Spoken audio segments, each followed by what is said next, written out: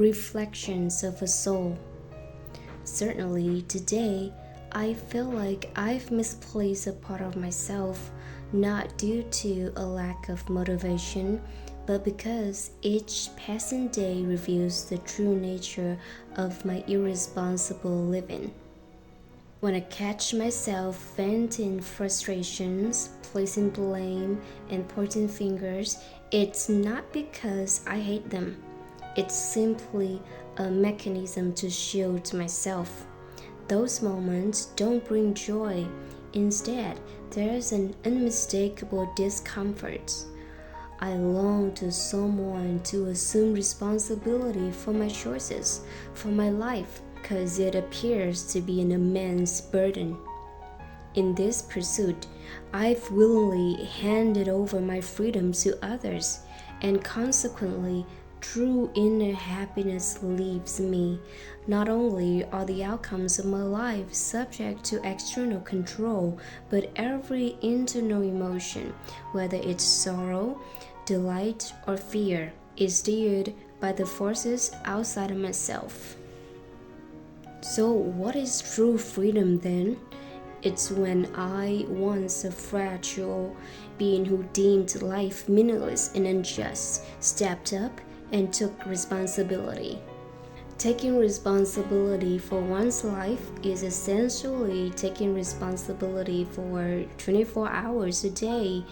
It involves deciding when to wake up, what to eat, and what to accomplish by day's end. It means acknowledging that the circumstances are not shaped by others, but by one's own contributions, and then determine the next steps. That is when I truly began living, no longer just preparing to exist. Initially, all I wanted was to return home from the office and rest.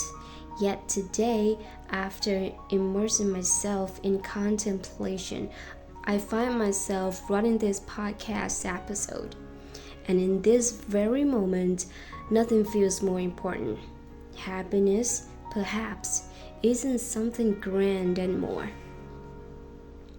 I love writing this podcast or other pieces. It's essentially a reflection of my thoughts.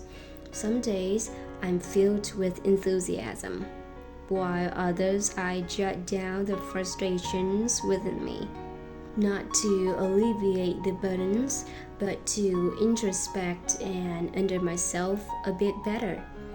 This mirrors my life outside of writing.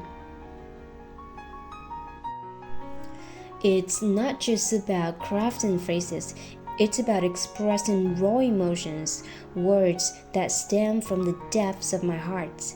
I believe it's fair to embrace all of my emotions.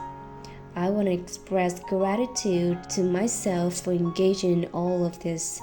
Sometimes, just listening to myself speak brings a sense of happiness and tranquility. Many times I sought happiness externally through possessions, relationships, friendships, only to be thrown back into my own solitude and emptiness. I always remind myself there's still a long journey ahead, and it might take a while to realize that happiness lies in being true to oneself and being true with oneself. However, sometimes, due to excessive focus on the external, I forget who I truly am. I lose sight of how to express myself and how to make the most of my time. Yet, this vagueness can be beneficial. It prompts me to reshape life that was initially programmed by family or society.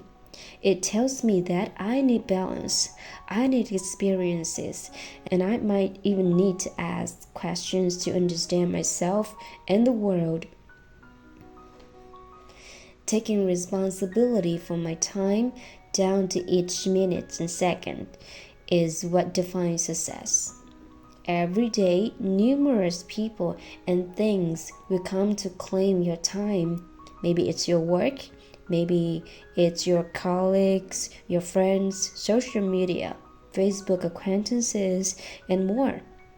And if you don't plan your day, your time will belong to someone else's plan, simply because you or others will find anything to fill the empty or unscheduled slot in your calendar. However, a day is filled with various unpredictable factors, and sometimes sticking to the initial plan isn't feasible. It could be due to a lack of interest, feeling down, or simply boredom, leading to a change in your intended actions. Having a preset plan to fall back on helps you get back on track much faster. Regardless of plan changes, you're still the one accountable for those adjustments.